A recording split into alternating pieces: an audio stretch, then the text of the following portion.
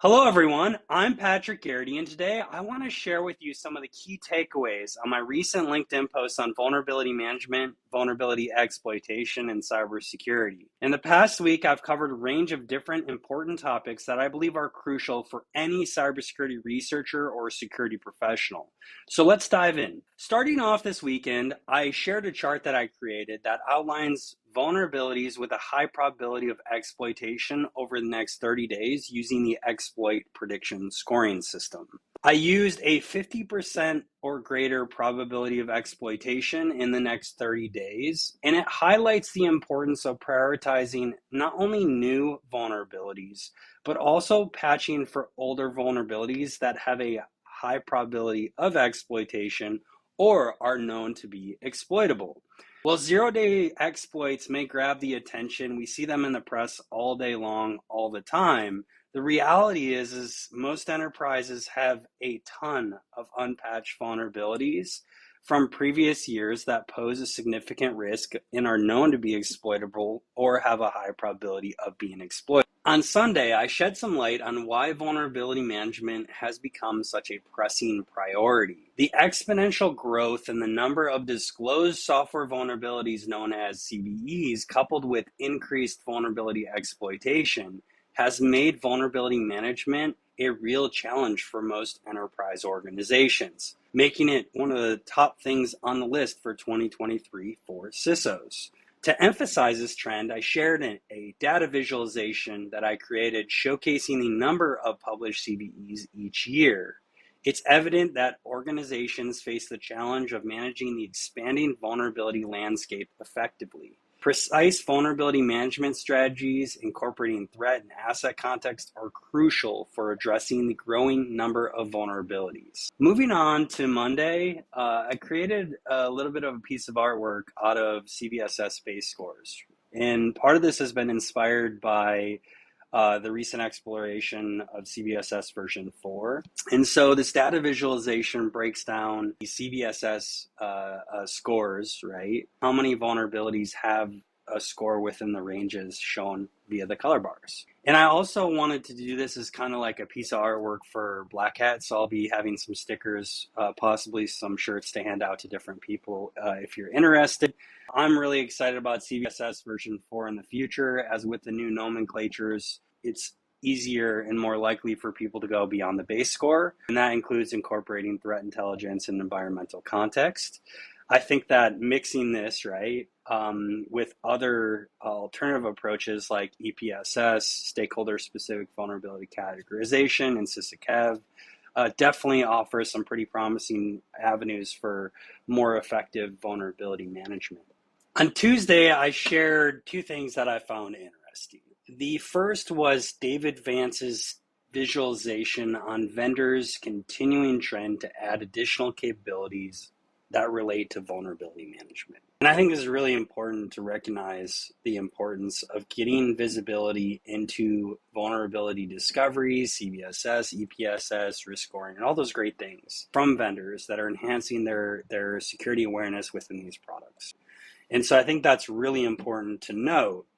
But it is notable as well that you have all this disparate data in these different tools all over the place. And so there's a need for convergence. And that's where a tool like Nucleus Security fits in really well. So you can observe all this different information and context in a single place and correlate, aggregate, and do risk assessments and prioritize across the entire organization and all the tooling that's available.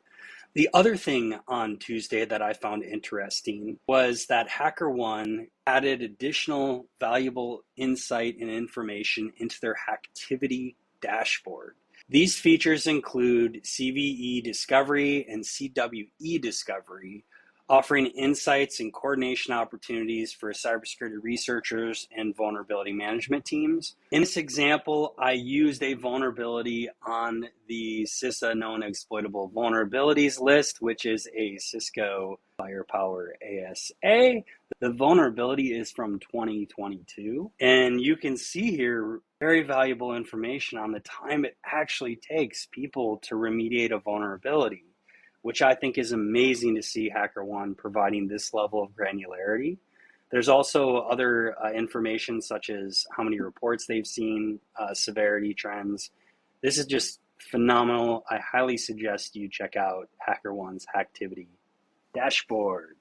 On Wednesday, there were two different posts that I found valuable that I'd like to talk about. The first one is that Qualys released its quarterly update on the vulnerability threat landscape. Their report emphasizes the importance of comprehensive threat intelligence and understanding the vulnerabilities that pose the greatest risks to an organization.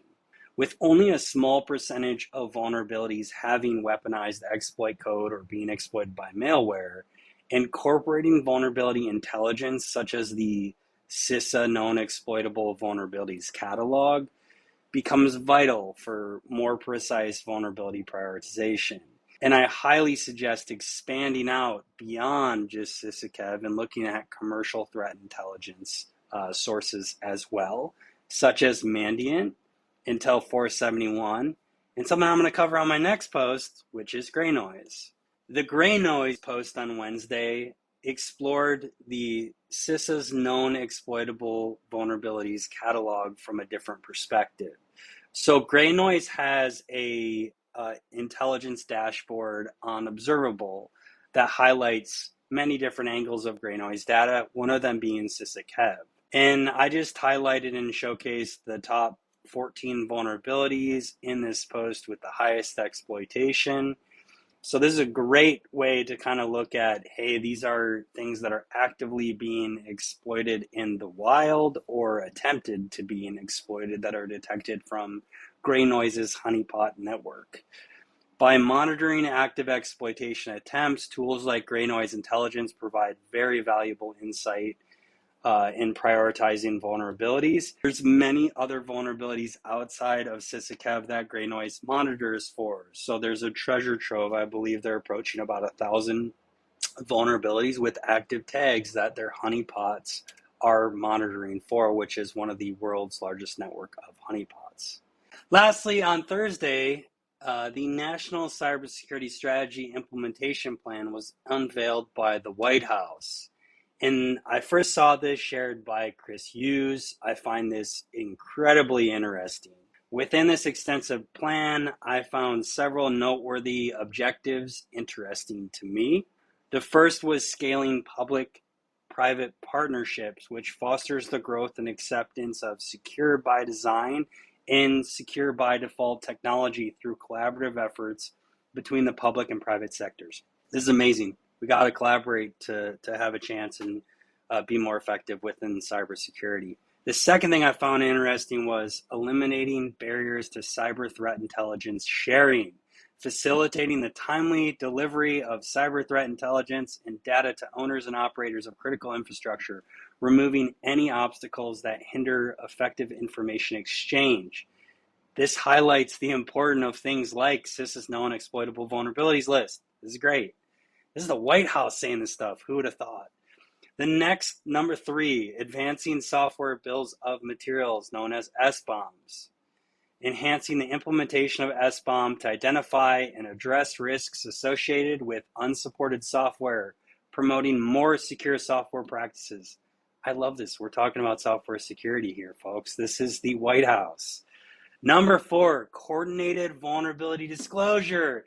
Encourage coordinated vulnerability disclosure process among both public-private entities, ensuring effective communication and cooperation when vulnerabilities are identified.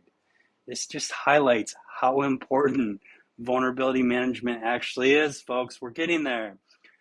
And then the 5th thing, promoting open source software security. And I think this is really interesting. This is called out.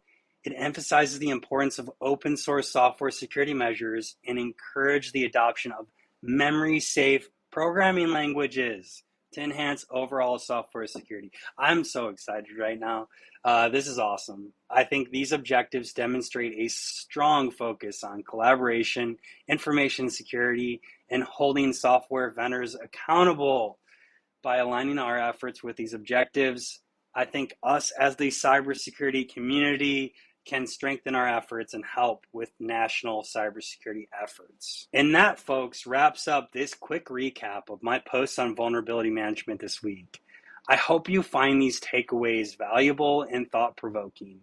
If you'd like to dive deeper into any of these topics, feel free to check out my LinkedIn posts. And as always, don't hesitate to message me, reach out with any questions. Happy to hop on a call anytime.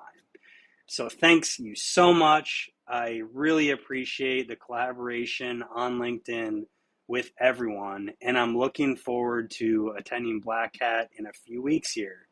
Also going to be releasing some amazing stuff, so look out for it on LinkedIn.